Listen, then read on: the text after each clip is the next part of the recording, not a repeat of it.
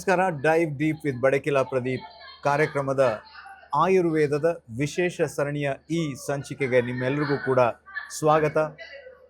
ಆಯುರ್ವೇದ ಅಂದ ತಕ್ಷಣ ಅದು ತುಂಬ ಹಳೆಯದು, ಪ್ರಾಚೀನವಾದ್ದು ಅನ್ನೋದು ನಮಗೆಲ್ಲರಿಗೂ ಕೂಡ ಗೊತ್ತಿದೆ.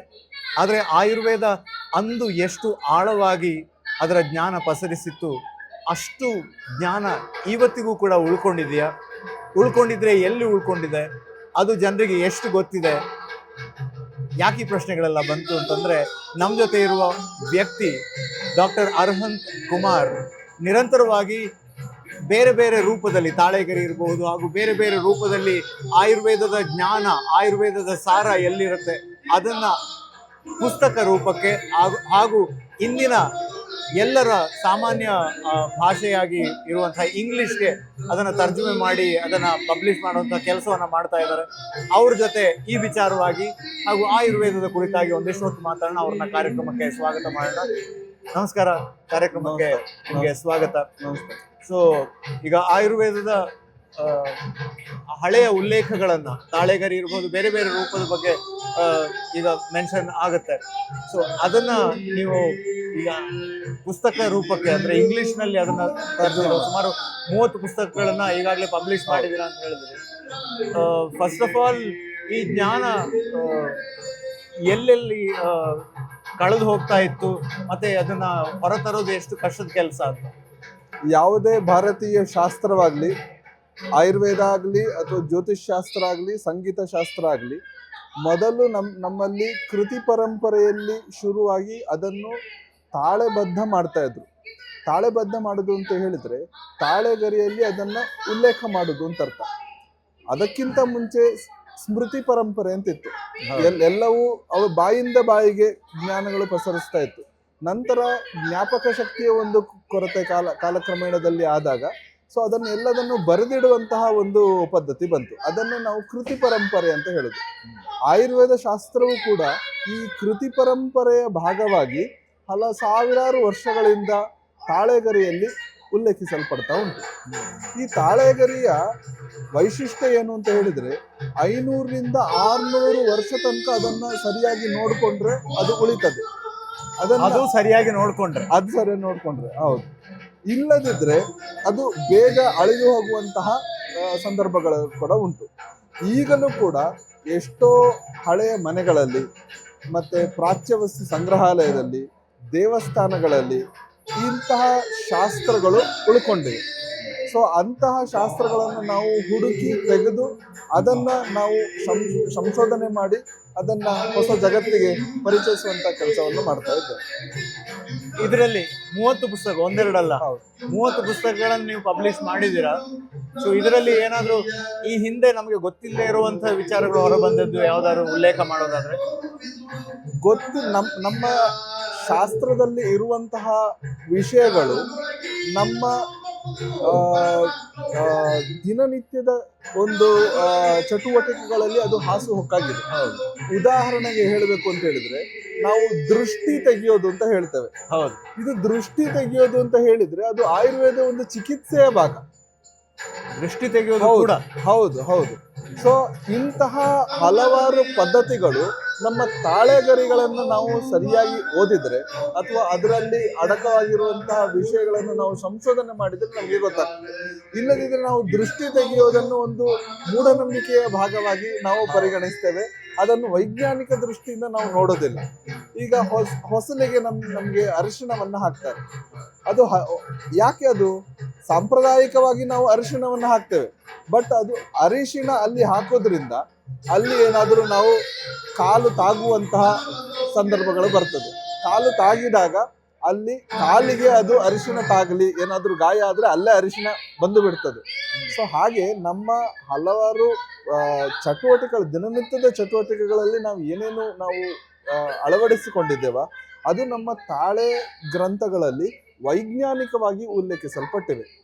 ಸೊ ನಾವು ಅಂತಹ ವಿಷಯಗಳನ್ನು ನಾವು ಸಂಗ್ರಹ ಮಾಡಿ ನಮ್ಮ ಆಧುನಿಕ ಲೋಕಕ್ಕೆ ನಾವು ಕೊಡುವಂಥ ಪ್ರಯತ್ನವನ್ನು ಮಾಡ್ತಾ ಇದ್ದೇವೆ. ಸೊ ಈ ಎಲ್ಲ ಏನು ಮೆನ್ಷನ್ ಮಾಡಿದ್ರಿ ನೀವು, ಇದು ನಿಮಗೆ ಈ ತಾಳೆಗರಿಗಳಲ್ಲಿ ಸಿಗ್ತಾ? ಅಂದರೆ ನನ್ನ ಪ್ರಶ್ನೆ ಏನಾಗಿತ್ತು ಅಂತಂದರೆ, ಈಗಾಗಲೇ ಶಾಸ್ತ್ರೀಯವಾಗಿ ಗೊತ್ತಿಲ್ಲದೆ ಇರುವಂಥದ್ದು, ಈ ಹಿಂದೆ ಇದ್ದದ್ದು ಕಳೆದು ಹೋಗಿರುವಂಥದ್ದು, ಹೊಸದಾಗಿ ಇರುವಂಥದ್ದು ಏನಾದ್ರು?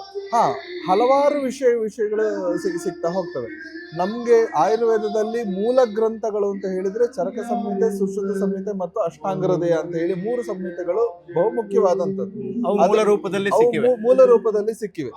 ಆದ್ರೆ ಏನಾಗ್ತದೆ ಅಂತ ಹೇಳಿದ್ರೆ ಇದೆಲ್ಲ ಸಾವಿರಾರು ವರ್ಷ ಹಳೆಯದಾದಂತಹ ಪುಸ್ತಕಗಳು.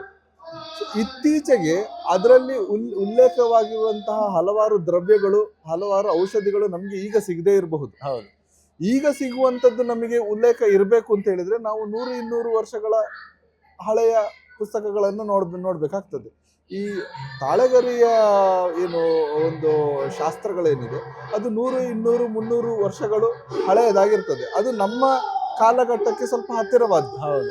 ಸೊ ಹಾಗಾಗಿ ನಮ್ಮ ಆಯಾಯ ಪ್ರದೇಶದಲ್ಲಿ ನಮಗೆ ಯಾವ ಯಾವುದೆಲ್ಲ ಔಷಧಿಗಳೆಲ್ಲ ಸಿಗ್ತಾ ಹೋಗ್ತವೆ ಅದೆಲ್ಲ ನಮಗೆ ಅದರಲ್ಲಿ ಅಡಕವಾಗಿ ಅದರಲ್ಲಿ ಸಿಗ್ತದೆ. ಮತ್ತೆ ಇದೀಗ ನೀವು ಅಂದ್ರೆ ಯಾವ ಯಾವ ಜಾಗಕ್ಕೆ ಹೋಗಿ ಇವುಗಳನ್ನೆಲ್ಲ ಕಲೆಕ್ಟ್ ಮಾಡ್ತೀರಾ, ಅಥವಾ ಯಾವ ಊರಿರ್ಬೋದು, ಅಂದ್ರೆ ನಿಮ್ಮ ಸುತ್ತಮುತ್ತಲಿನ ಊರಲ್ಲೇ ಇದು ಮಾಡ್ತೀರಾ, ಅಥವಾ ಅದನ್ನ ಹೇಗೆ ಹುಡುಕುವ ಪ್ರಕ್ರಿಯೆ ಹೇಗೆ ಅಂತ ಕುತೂಹಲ? ಅದನ್ನ ಹುಡುಕುವಂತಹ ಪ್ರಕ್ರಿಯೆ ಬಹಳ ಒಂದು ಕಷ್ಟಕರ. ಯಾಕೆಂತ ಹೇಳಿದ್ರೆ ಇದೊಂದು ತಾಳೆಗರಿ ಓಲೆ ಅಂತ ಹೇಳುವಂಥದ್ದು ಎಲ್ಲರದ್ದು ಒಂದು ಭಾವನಾತ್ಮಕವಾಗಿರುವಂತಹ ವಿಷಯ. ಯಾರು ಕೂಡ ನಿಮ್ಮ ಮನೆಗೆ ಹೋಗಿ ತಾಳೆಗರಿ ಉಂಟ ನಿಮ್ಮ ಹತ್ರ ಅಂತ ಕೇಳಿದ್ರೆ ಉಂಟು ಅಂತಾನೆ ಹೇಳುದಿಲ್ಲ. ಅದನ್ನ ಹುಡುಕುವಂಥದ್ದೇ ದೊಡ್ಡ ಚಾಲೆಂಜ್. ಉಂಟು ಅಂತ ಹೇಳಿ ಹುಡುಕುವಂಥದ್ದೇ ದೊಡ್ಡ ಒಂದು ಕಷ್ಟಕರ ಕೆಲಸ. ಸೊ ನಾವೇನ್ ಮಾಡ್ತೇವೆ ಅಂತ ಹೇಳಿದ್ರೆ ಇನ್ಫಾರ್ಮೆಂಟ್ಸ್ ಅಂತ ಹೇಳಿ ಯಾರೋ ಒಬ್ರು ಒಂದು ಕ್ಲೂ ಕೊಡ್ತಾರೆ, ಅವರ ಮನೆಯಲ್ಲಿ ಉಂಟು, ಇಲ್ಲಿ ಇರಬಹುದು ನೋಡಿ ಅಂತ ಹೇಳ್ತಾರೆ. ನಾವು ಅವರನ್ನು, ಅವರ ಸಂಬಂಧಿಕರನ್ನು ಎಲ್ಲ ಕರ್ಕೊಂಡು ಹೋಗಿ ಅವರಿಗೆ ಕೌನ್ಸಿಲಿಂಗ್ ಮಾಡಿ ಅವರನ್ನು ಸೀಕ್ರೆಟ್ ಕಪಾಟಿನಿಂದ ತೆಗೆಯುವ ಹಾಗೆ ಮಾಡ್ತೇವೆ. ಸೊ ಇದಕ್ಕೆ ನಮ್ಗೆ ತಿಂಗಳಾನುಗಟ್ಲೆ ನಮ್ಗೆ ಶ್ರಮ ಬೇಕು. ಭಾಷೆಯ ವಿಚಾರ ಬಂದಾಗ್ಲೂ ಹಾಗೆ. ಈಗ ನನಗೆ ಎಕ್ಸ್ಪರ್ಟೈಸ್ ಇರುವಂತದ್ದು ಕನ್ನಡ ಭಾಷೆಯಲ್ಲಿ ಮತ್ತು ಸಂಸ್ಕೃತ ಭಾಷೆಯಲ್ಲಿ. ಈಗ ನಾನು ಹೋಗಿ ಮಲಯಾಳಂ ಭಾಷೆಯದ್ದು ನಾನು ತರ್ಜುಮೆ ಮಾಡ್ಲಿಕ್ಕೆ ನನಗೆ ಸಾಧ್ಯವಿಲ್ಲ. ಸೊ ಹಾಗಾಗಿ ಈ ಭಾಷಾವಾರು ಪ್ರಾಂತ್ಯಗಳಲ್ಲೂ ಕೂಡ ಹಲವಾರು ಮ್ಯಾನುಸ್ಕ್ರಿಪ್ಟ್ಗಳು ಸಿಗ್ತಾ ಹೋಗ್ತವೆ. ಆ ಎಕ್ಸ್ಪರ್ಟ್ಗಳನ್ನು ನಾವು ಕರೆದು ಅವರೊಂದಿಗೆ ನಾವು ಸಂವಾದ ಮಾಡಿ ಸೊ ಅದನ್ನು ಇಂಗ್ಲಿಷ್ಗೆ ತರ್ಜುಮೆ ಮಾಡ್ತೇವೆ. ಅಂದ್ರೆ ಅಷ್ಟು ಆಳವಾದ ಕೆಲಸ ನಡಿಬೇಕಾಗತ್ತೆ. ಹೌದು. ತುಂಬಾ ಟೇಬಲ್ ವರ್ಕ್ ಇದರಲ್ಲಿ ಜಾಸ್ತಿ, ಇಂಟೆಲೆಕ್ಚುವಲ್ ವರ್ಕ್ ಜಾಸ್ತಿ ಇರ್ತದೆ. ಹಾಗೆ. ಮತ್ತೆ ಈಗ ಉದಾಹರಣೆ ಹೇಳೋದಾದ್ರೆ ಈಗ ಈಗ ಔಷಧ ಕ್ರಮ ಯಾವ್ದಾದ್ರು ಇದರಲ್ಲಿ ಸಿಕ್ಕಿದ್ದು, ಹೊಸದಾಗಿ ಸಿಕ್ಕಿದ್ದು ಏನಾದ್ರು ಇದೆಯಾ? ಅಂದ್ರೆ ಇದರಲ್ಲಿ ಔಷಧ ಕ್ರಮ ಉದಾಹರಣೆಗೆ ಹೇಳಬೇಕು ಅಂತ ಹೇಳಿದ್ರೆ ಆಚಾರ್ಯ ಪೂಜ್ಯಪಾದರು ಅಂತಿದ್ದಾರೆ. 5ನೇ ಶತಮಾನದಲ್ಲಿ ಕನಕಗಿರಿ ಎನ್ನುವ ಒಂದು ಕ್ಷೇತ್ರದಲ್ಲಿ ಆಚಾರ್ಯ ಪೂಜ್ಯಪಾದರ ಸಿದ್ಧಿ ಕ್ಷೇತ್ರ ಆಗಿತ್ತು. ಸೊ ಆ ಆಚಾರ್ಯ ಪೂಜ್ಯಪಾದರು ಹಲವಾರು ರಸದ್ರವ್ಯಗಳು ಅಂತ ಹೇಳಿದ್ರೆ ನಮ್ಮ ಉದಾಹರಣೆಗೆ ಪಾದರಸ, ಚಿನ್ನ, ಬೆಳ್ಳಿ, ಇದರಿಂದ ಹಲವಾರು ಔಷಧಿಗಳನ್ನ ತಯಾರು ಮಾಡ್ತಾ ಇದ್ರು. ಅಂತಹ ಹಲವಾರು ಔಷಧಿಗಳು ನಮಗೆ ಉಲ್ಲೇಖ ಅದರಲ್ಲಿ ಉಂಟು. ಅಂತಹ ಹಲವಾರು ಔಷಧಿಗಳನ್ನು ನಾವು ಇತ್ತೀಚೆಗೆ ತಯಾರು ಮಾಡ್ಲಿಕ್ಕೂ ಕೂಡ ಶುರು ಮಾಡಿದ್ದೇವೆ. ಉದಾಹರಣೆಗೆ ಹೇಳ್ಬೇಕು ಅಂತ ಹೇಳಿದ್ರೆ ಗಂಧಕ ರಸಾಯನ ಅಂತ ಹೇಳಿ ಒಂದು ಔಷಧಿ ಉಂಟು. ಅದು ಸಲ್ಫರ್ ಇಂದ ಮಾಡಿರುವಂಥದ್ದು. ಸೊ ಆ ಗಂಧಕ ರಸಾಯನದ ಉಲ್ಲೇಖ ನಮ್ಮ ಈ ಆಚಾರ್ಯ ಪೂಜ್ಯಪಾದರ ಒಂದು ಗ್ರಂಥದಲ್ಲಿ ನಮಗೆ ಉಲ್ಲೇಖ ಇದೆ. ಸೊ ಅಂತಹ ಶಾಸ್ತ್ರಗಳನ್ನು ನಾವು ಪರಿಶೋಧಿಸಿದಾಗ ಮಾತ್ರ ನಮಗೆ ಇನ್ಫಾರ್ಮೇಶನ್ ಸಿಗ್ತಾ ಹೋಗ್ತದೆ. ಈಗ ಮುಂದೆ ಏನು ನಿರೀಕ್ಷೆ ಮಾಡಬಹುದು? ಮುಂದೆ ನಾವು ಈ ಒಂದು ಇದರಲ್ಲಿ ಈ ತಾಳೆಗರಿಯನ್ನು ನಾವು ಸಂಶೋಧನೆ ಮಾಡಿ ಅದನ್ನ ಎಡಿಟ್ ಮಾಡಿ ಪಬ್ಲಿಷ್ ಮಾಡುವಂಥದ್ದು ತುಂಬಾ ಹರ್ಕ್ಯುಲಿಯನ್ ಟಾಸ್ಕ್ ಅದು. ಸೊ ಇದರಲ್ಲಿ ನಾವೇನಾದರೂ ಸಾಫ್ಟ್ವೇರ್ಸ್ ಅನ್ನು ನಾವು ಅಡಾಪ್ಟ್ ಮಾಡ್ಕೊಳ್ಳಿಕ್ಕೆ ಆಗ್ತದಾ, ಇದರಲ್ಲಿ ನಮಗೆ AI ಏನಾದರೂ ನಾವು ಅಡಾಪ್ಟ್ ಮಾಡ್ಕೊಳ್ಳಿಕ್ಕೆ ಆಗ್ತದಾ ಅಂತ ಹೇಳಿ ನಾವು ಅದಕ್ಕೆ ಒತ್ತು ಕೊಡ್ತಾ ಇದ್ದೇವೆ. ಅದರದ್ದು ಸ್ಕೋಪ್ ನಮಗೆ ತುಂಬಾ ಉಂಟು. ಇಷ್ಟು ದಿನ ಆಗಿದೆ ತಂತ್ರಜ್ಞಾನದ ಜಾಸ್ತಿ ಬಳಕೆ ಆಗ್ಲಿಲ್ಲ, ಅದ್ರಲ್ಲಿ ಆ ಕ್ಷೇತ್ರದಲ್ಲಿ ಆಗ್ಲಿಲ್ಲ. ಎಲ್ಲ ನಾವು ಏನು ಹ್ಯೂಮನ್ ರಿಸೋರ್ಸ್ ಅನ್ನೇ ಜಾಸ್ತಿ ಡಿಪೆಂಡ್ ಆಗಿದ್ದೆವು. ಮತ್ತೆ ನಿಮಗೆ ಸಂಸ್ಥೆಗಳು ಯಾವ ರೀತಿ, ಅಥವಾ ಸರ್ಕಾರದ ಸಪೋರ್ಟ್ ಯಾವ ತರ? ಸರ್ಕಾರದ ಸಪೋರ್ಟ್ ಕೂಡ ಇದೆ. ಇತ್ತೀಚೆಗೆ ನೀವು ನೋಡಿರ್ಬಹುದು, ನರೇಂದ್ರ ಮೋದಿ ಅವರು ಕೂಡ ನಮ್ಗೆ ನ್ಯಾಷನಲ್ ಮ್ಯಾನುಸ್ಕ್ರಿಪ್ಟ್ ಮಿಷನ್ ಅಂತ ಹೇಳಿ ಅದನ್ನು ಒಂದು ಸಂಸ್ಥೆಯನ್ನೇ ಶುರು ಮಾಡಿದ್ದಾರೆ. ಇದರಲ್ಲಿ ಏನು ಅಂತ ಹೇಳಿದ್ರೆ ಇಡೀ ಭಾರತದಲ್ಲಿ ಯಾವ ಯಾವ ಕ್ಷೇತ್ರದಲ್ಲಿ ಯಾವ ಯಾವ ಪ್ರದೇಶದಲ್ಲಿ ಈ ಮ್ಯಾನುಸ್ಕ್ರಿಪ್ಟ್ ಉಂಟು ಅದನ್ನು ನಾವು ಇನ್ಫಾರ್ಮೇಶನ್ ಕೊಡಲೇಬೇಕಾಗ್ತದೆ. ಅದು ಪರ್ಸನಲ್ ಪ್ರಾಪರ್ಟಿ ಅಲ್ಲ. ಈಗ ನಿಮ್ಮ ಮನೆಯಲ್ಲಿ ತಾಳೆಗರಿ ಇದ್ರೂ ಕೂಡ ಅದು ಈಗ ದೇಶದ ಸಂಪತ್ತಾಗಿ ಅದು ಕನ್ವರ್ಟ್ ಆಗಿದೆ. ಆ ರೀತಿ ಒಂದು ಕಾನೂನು ಬಂದಿದೆ. ಸೊ ನೀವು ಕೊಡುವುದಿಲ್ಲ ಅಂತ ಹೇಳಿದ್ರೆ ಅದು ಅದು ಆಗ್ಲಿಕ್ಕಿಲ್ಲ. ಅದು ಈಗ ದೇಶದ ಸಂಪತ್ತಾಗಿದೆ. ಸೊ ಅದನ್ನು ಅಧಿಕಾರಯುತವಾಗಿ ಪಡ್ಕೊಳ್ಳುವಂತ ಶಕ್ತಿಯು ಸರ್ಕಾರಕ್ಕಿದೆ. ಸೊ ಹಾಗಾಗಿ ಆದಷ್ಟು ಬೇಗ ಯಾರ್ಯಾರ ಮನೆಯಲ್ಲಿ ಈ ತರ ತಾಳೆಗರಿ ಹಸ್ತಪ್ರತಿಗಳಿದೆ ಅವರೆಲ್ಲ ಸರ್ಕಾರಕ್ಕೆ ಇನ್ಫಾರ್ಮೇಶನ್ ಕೊಡ್ಬೇಕಾಗ್ತದೆ. ಸೊ ದಟ್ ಏನಾಗ್ತದೆ ಅಂತ ಹೇಳಿದ್ರೆ ಅದೊಂದು ಡಿಜಿಟೈಸ್ ಆಗಿ ಮತ್ತೆ ಅವರಿಗೆ ಇಟ್ಕೊಳ್ಬಹುದು. ನಕಲು ಪ್ರತಿಯನ್ನು ಮಾಡ್ಕೊಳ್ಳೋದು, ಡಿಜಿಟೈಸ್ ಮಾಡ್ಕೊಂಡು ಅದ್ರ ಬಗ್ಗೆ ಇರುವಂತಹ ಪಾವಿತ್ರ್ಯತೆ ಇದೆ ಅಂತ ಹೇಳುವಂತ ಒಂದು ಮನಸ್ಥಿತಿಯಿಂದಾಗಿ ಸ್ವಲ್ಪ ಹೊರಬರೋದು ಕಷ್ಟ ಆಗ್ತಿದೆ. ಹೌದು. ಅವ್ರು ಏನ್ ಹೇಳ್ತಾರೆ, ಸರ್ಕಾರದವರು ಅದನ್ನ ಏನು ಒಂದು ಕ್ಯಾಟಲಾಗ್ ಮಾಡಿ ಅದನ್ನ ಡಿಜಿಟೈಸ್ ಮಾಡಿ ವಾಪಸ್ ಆ ಹಸ್ತಪ್ರತಿಯನ್ನ ಅವರ ಕೈಗೆ ಕೊಡ್ತಾರೆ.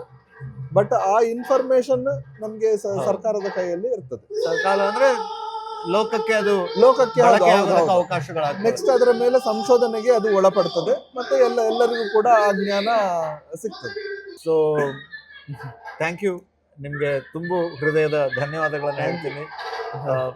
ಅದಕ್ಕಿಂತ ಹೆಚ್ಚಾಗಿ ನಿಮ್ಗೆ ಅಭಿನಂದನೆಗಳನ್ನು ಸಲ್ಲಿಸಬೇಕು. ಹಾಗೂ ಇನ್ನಷ್ಟು ಈ ರೀತಿಯ ಕೆಲಸವನ್ನ ಮಾಡೋದಕ್ಕೆ ಪ್ರೇರಣೆ ಸಿಗ್ಲಿ ಅಂತ ಹೇಳಬೇಕು. ಒಳ್ಳೇದಾಗ್ಲಿ. Thank you once again. Thank you so much. ಅವಕಾಶಕ್ಕಾಗಿ ವಂದನೆಗಳು. ಕೊನೆಯದಾಗಿ ಒಂದು ಚಿಕ್ಕ ಮನವಿ ವೀಕ್ಷಕರಲ್ಲಿ ಅಂತ ಹೇಳಿದ್ರೆ, ಯಾರ್ಯಾರ ಮನೆಯಲ್ಲಿ ತಾಳೆಗರಿ ಹಸ್ತಪ್ರತಿಗಳು ಇವೆ ಅವುಗಳನ್ನ ಸರಿಯಾದ ಸಂರಕ್ಷಣೆ ಆಗುವ ರೀತಿಯಲ್ಲಿ ನೋಡ್ಕೊಳ್ಳಿ. ಸರಿಯಾದ ಸುರಕ್ಷಿತ ರೀತಿಯಲ್ಲಿ ಇಲ್ಲದಿದ್ರೆ ತಜ್ಞರನ್ನ ಭೇಟಿ ಮಾಡಿ ಆ ತಾಳೆಗರಿಗಳು ಸುರಕ್ಷಿತವಾಗುವಲ್ಲಿ ನೋಡ್ಕೊಳ್ಳಿ. ಅದರ ಜೀವಿತಾವಧಿ ಜಾಸ್ತಿ ಆಗುವ ಹಾಗೆ ನೋಡ್ಕೊಳ್ಳಿ.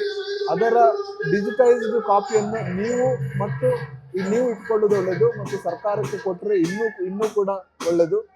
ನಿಮಗೆ ಇದರ ಬಗ್ಗೆ ತುಂಬಾ ಇನ್ಫಾರ್ಮೇಶನ್ ಬೇಕು ಅಂತ ಹೇಳಿದ್ರೆ ನಮ್ಮ ಸಂಸ್ಥೆಯಲ್ಲಿ ಅಂದ್ರೆ SDM ಆಯುರ್ವೇದ ಆಸ್ಪತ್ರೆ ಉಡುಪಿ, ಅದರಲ್ಲಿ ಕಾಲೇಜು ಕೂಡ ಇದೆ.